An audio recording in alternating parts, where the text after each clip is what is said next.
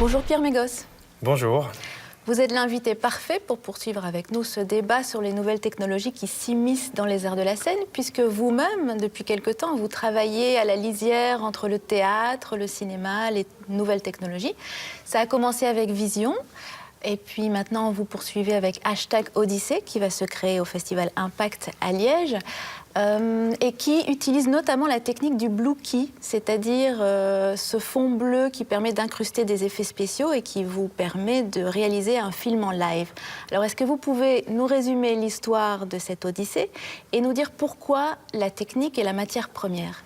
Le spectacle, c'est une épopée technologique et performative où on mélange en temps réel le théâtre et le cinéma. La technologie, elle est essentiellement utilisée comme source de fiction. C'est-à-dire qu'on a deux concepts dans le spectacle. Le premier, c'est des conversations Skype préenregistrées. Et dans un deuxième temps, il y a le chroma key. Et après, on essaye ces vidéos sur le plateau et voir comment ce matériel cinématographique, comme un atypique, devient un matériel théâtral. Voilà. Et ces deux concepts sont liés aussi à l'Odyssée d'Homère, c'est-à-dire que dans la narration d'Homère, on assiste quand même à une narration qui est parfois racontée et parfois incarnée. Alors on l'a vu dans le reportage de Sylvia, il y a encore un théâtre, et heureusement, qui se fait sans artifice, avec un comédien, un texte, une scène, à la limite un décor, oui, un costume. Oui.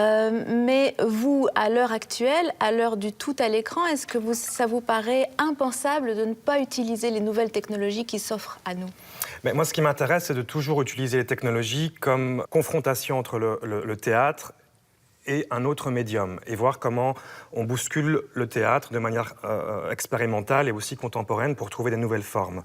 Et ce qui m'intéresse surtout, c'est de trouver le point de rencontre entre ces technologies et le théâtre, en fait. Et dans ce spectacle, j'essaie justement de sortir un peu plus du concept technologique, de trouver plus cette jonction avec le théâtre et rendre plus théâtral quand même ce dispositif. Au final, ça reste un spectacle de théâtre qui utilise le cinéma ou les smartphones, mais c'est surtout ça qui m'intéresse. Voilà.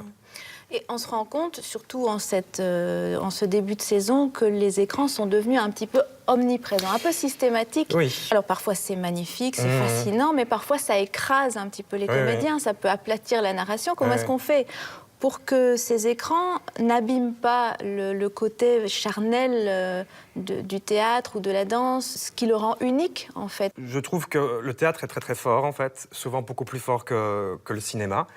Et on ne peut pas beaucoup tricher, c'est-à-dire qu'on peut utiliser des nouveaux concepts, mais à un moment donné, le théâtre est plus fort que tout, donc il nous rappelle à revenir au temps réel du plateau avec les acteurs, avec pourquoi on utilise une caméra, pourquoi on utilise des écrans. Je pense que les spectateurs, s'ils veulent aller au cinéma, ils peuvent aller au cinéma, en fait, et que je trouve que le travail à trouver, en tout cas les solutions à trouver quand on utilise ces écrans et ces technologies, c'est comment ces nouveaux codes théâtraux apparaissent et surgissent et surprennent et magnifient encore le théâtre, en fait. Merci Pierre Mégos. Je rappelle donc que l'Odyssée est à voir au Festival Impact à Liège et puis au Théâtre Varia dans la foulée. Et moi, je m'en vais retrouver mes camarades pour parler de nos coups de cœur.